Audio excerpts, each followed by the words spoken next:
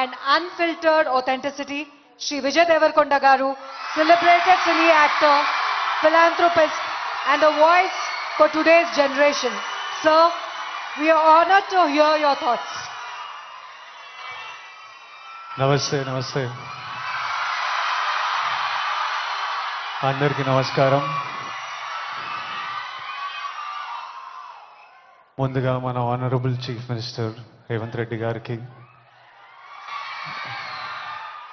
నాకు పాలిటిక్స్ పెద్దగా తెలియదు కానీ స్టేజ్ మీద ఎంతోమంది పెద్దలు ఉన్నారు మన గవర్నమెంట్ నుంచి. పెద్దలందరికీ నా నమస్కారం. చరణ్ అన్నకి నమస్తే. చరణ్ అన్న తెలుసు కాబట్టి.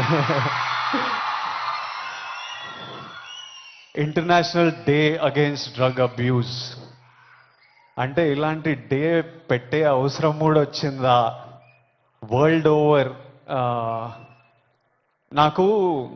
నేను చిన్న బబుల్లో బ్రతుకుతా.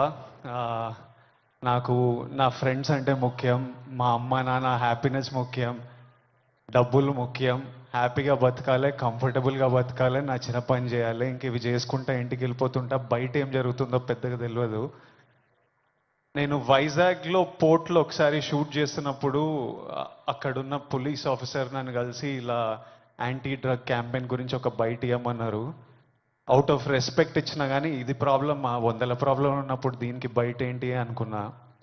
మళ్ళీ ఈరోజు ఇట్లా ఇంటర్నేషనల్ డే ఉంది, చీఫ్ మినిస్టర్ గారు వస్తున్నారు, ఇంతమంది పెద్దలు వస్తున్నారు, ఇంత పెద్దగా జరుపుతున్నారు, ఈ మెసేజ్ కంపల్సరీ వెళ్ళాలని పిలిచినప్పుడు నాకు మళ్ళీ అర్థం కాలేదు. But when I sat with some police officers, some senior police officers from the Telangana Police Department, and asked them, వాళ్ళని అడిగిన అసలు ఏం జరుగుతుంది, ఎందుకు ఇంత పెద్దగా జరుపుతున్నామంటే, వాళ్ళు నాకు జరుగుతున్న రియాలిటీ చెప్పినప్పుడు ఇమ్మీడియట్లీ అయితే తప్పకుండా రావాలి, మనోళ్ళతో మాట్లాడాలి, ఎవరు ఇలాంటి సిచ్యువేషన్స్లో పడొద్దు అని అనిపించింది. చాలా మన డ్యూటీ లాగా అనిపించింది ఇది చెప్పడం. ఎందుకంటే మీలో ఎంతో మంది మమ్మల్ని ఇష్టపడతారు, మమ్మల్ని చూస్తారు, మమ్మల్ని ఫాలో అవుతారు.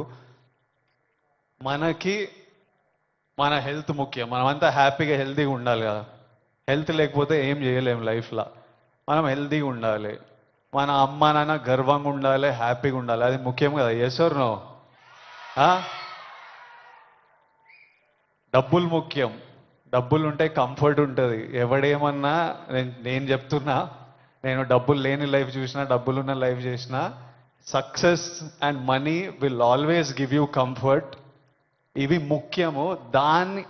ఈ 3 మనకి హెల్త్ ఏదైనా ఇవ్వకపోతే, సక్సెస్ మనీ ఏదైనా ఇవ్వకపోతే, రెస్పెక్ట్ ఏదైనా ఇవ్వకపోతే దాంట్లో దిగడమే వేస్ట్. అది పెద్ద టైం వేస్ట్ పని. అది డ్రగ్స్ అనేది, why I'm talking to the youth, I think it's very important.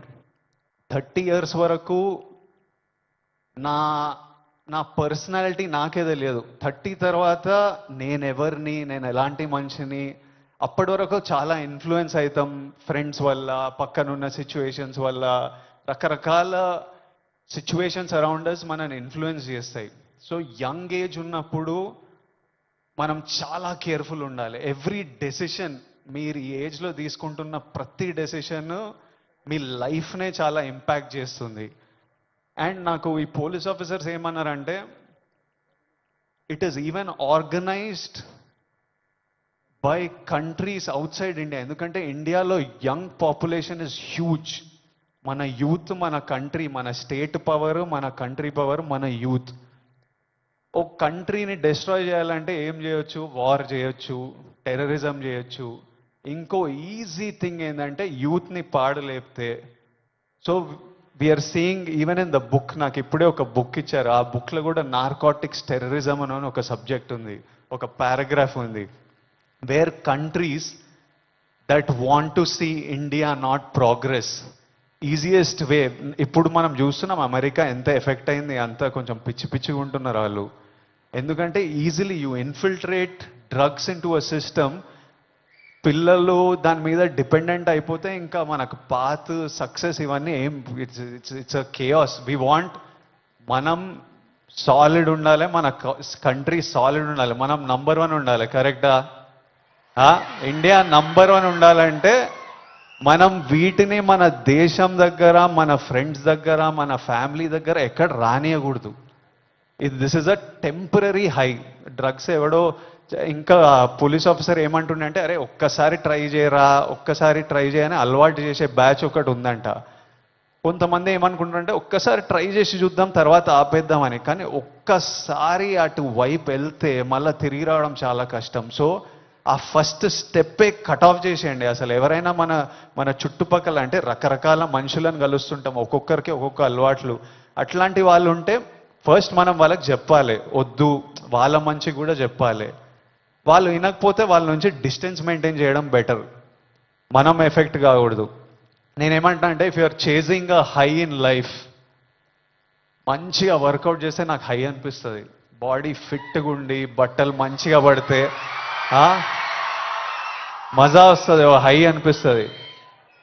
నాకు డబ్బులు సంపాదించినప్పుడు ఓ హై వస్తుంది, డబ్బులు ఖర్చు పెట్టినప్పుడు ఓ హై వస్తుంది, డబ్బులు ఒకరికి ఇచ్చినప్పుడు ఓ హై వస్తుంది,